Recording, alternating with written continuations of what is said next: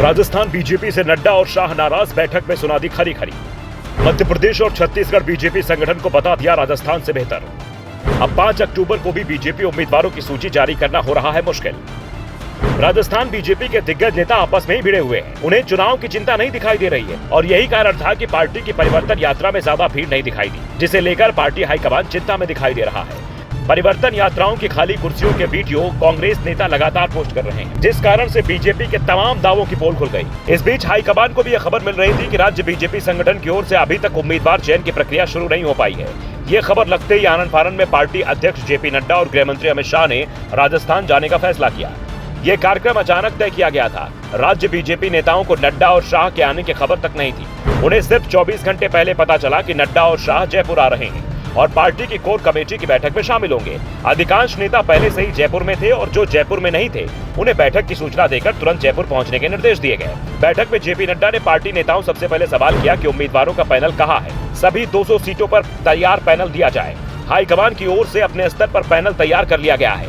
राज्य बीजेपी अपना पैनल दे, जिससे दोनों पैनलों की रिपोर्ट को मैच कराया जाएगा।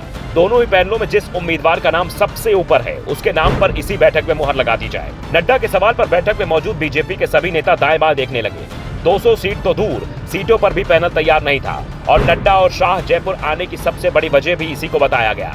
दरअसल पार्टी हाईकमान को सूचना मिल रही थी कि उम्मीदवार चयन को लेकर राजस्थान बीजेपी ने अभी कोशिश शुरू नहीं की है, जिसके बाद दोनों नेताओं ने जयपुर जाने का कार्यक्रम बनाया। दावा किया जा रहा है कि बैठक में अमित शाह ने पार्टी नेताओं से साफ कह दिया कि 10 दिन में पैनल तैयार कर लें और अगर राजस्थान बीजेपी ये काम नहीं कर पा रही है तो हाईकमान ने सभी 200 सीटों पर सर्वे कराकर पैनल तैयार कर लिया है।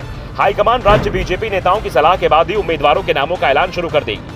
वसुंधरा राजे सिंधिया के साथ ही जेपी नड्डा और अमित शाह ने अलग से बैठक की थी, जिसमें वसुंधरा ने अपने समर्थकों के लिए टिकट की मांग की, लेकिन वसुंधरा को नड्डा शाह ने कोई भी आश्वासन देने से इंकार कर दिया। शाह ने कह दिया कि अगर उम्मीदवार मजबूत होगा, राज्य और केंद्र के पैनल में उसका नाम सबसे ऊपर होगा तो किसी सिफारिश की जरूरत नहीं होगी, टिकट जरूर दिया जाएगा। लेकिन उम्मीदवार अगर कमजोर हुआ और हारता दिखा तो ऐसे किसी भी उम्मीदवार के नाम पर विचार नहीं किया जाएगा। दावा किया जा रहा है कि बैठक में आनन फानन में पार्टी की सबसे मजबूत सीटों पर उम्मीदवार घोषित करने की बात राज्य बीजेपी नेताओं की ओर से कही गई, लेकिन मामला आरएसएस की मुहर को लेकर फंस गया। दरअसल बीजेपी कोर कमेटी की बैठक के बाद नड्डा और शाह की संघ नेताओं के साथ भी बैठक होनी थी और उनकी मुहर के बाद जो सूची तैयार हुई थी उस पर मुहर लगनी थी, लेकिन ये बैठक भी हो नहीं पाई। दरअसल शाह नड्डा की बैठक से पहले संघ में भी गुटबाजी नजर आ गई। संगठन का काम संभाल रहे संघ के 2 बड़े नेताओं ने एक दूसरे से शिकायत भी की। बीएल संतोष ने दोनों धड़ों की बातें सुनी और फिर इस बैठक को टालने का फैसला किया गया, क्योंकि पार्टी नहीं चाहती थी कि इस तरह की टकराव की खबरें सार्वजनिक हो।